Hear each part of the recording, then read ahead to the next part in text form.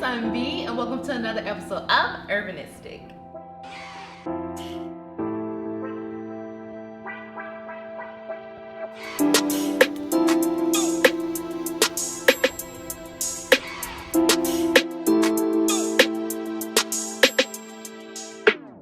Alright you guys, so today I am very excited to bring you guys this recipe because first, I will be taking you guys to my garden and showing you how I actually pull up the purple potatoes that we're going to be cooking with today. We're gonna be mashing up some potatoes and then I'm gonna go in and show you guys how to make them super creamy. If you've never made mashed potatoes from scratch, I know before I was an adult, I had never done that. The only potatoes I had were like from a box. You can do this with regular potatoes if you want. It's just that purple potatoes were growing in my garden already from last year. The gardener before me planted them.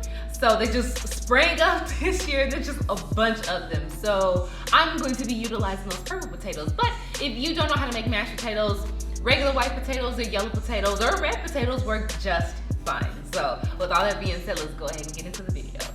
This year, I joined my local community garden and I must say, it was the best decision of 2017. Along with these beautiful purple potatoes, I have access to a compost pile where I can save all of my food scraps and throw them in there instead of throwing them in landfills. At the end of each week, I just freeze all of my scraps, put them in this bag, and dump them into the pile. I definitely recommend joining a community garden if you haven't already. So like I said earlier, we didn't plant these potatoes. They just sprang up at the beginning of our planting season this year. And we didn't even know what they were until they start popping out of the ground. As you can see, they're super easy to pick. You just tug gently on them and then shake off the excess dirt. Each plant will yield between 10 to 20 to maybe even 25 potatoes. So you really do get a lot per plant. Now we picked ours prematurely, so they're not that big, but if you want yours to be larger, just leave them in the ground for longer. And in case you were wondering, purple potatoes taste exactly like regular potatoes. They were just gifted with a beautiful violet hue. So after all of the excess foliage is removed, we prepare our potatoes to boil. For this recipe, you'll need a large pot. Just place all of your potatoes in there until you don't have any more left. So obviously the amount of water that you use to boil will depend on how many potatoes you have, but I use 64 ounces. So once all of your potatoes are covered with the water, just boil until soft. When they're done, they'll look a little something like this.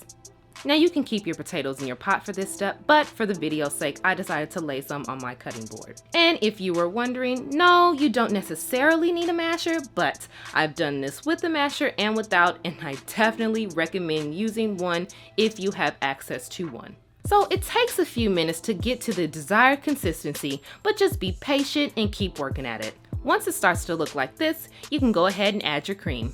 So I used about 1 cup of coconut cream. If you want to see the full recipe, go over to urbanistic.com. But the reason I used coconut cream is because I didn't want to use butter, and coconuts naturally have a lot of fat in them. So it kind of serves as a substitute.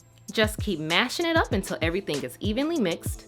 And once that's done, you can go ahead and add in your seasonings of choice. Now, in order to get that creamy cheese-like texture, you're going to need to use a hand mixer. After about another 5 minutes or so, you'll be left with a silky smooth, creamy potato mash. Yes. All right, so let's go ahead and taste this. Ooh.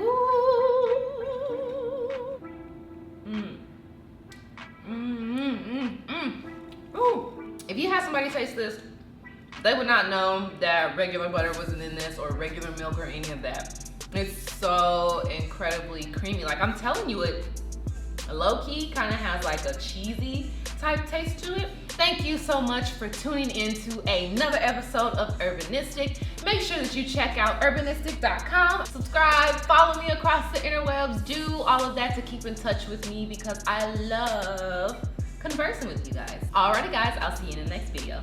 Bye. Right there you can see a cucumber.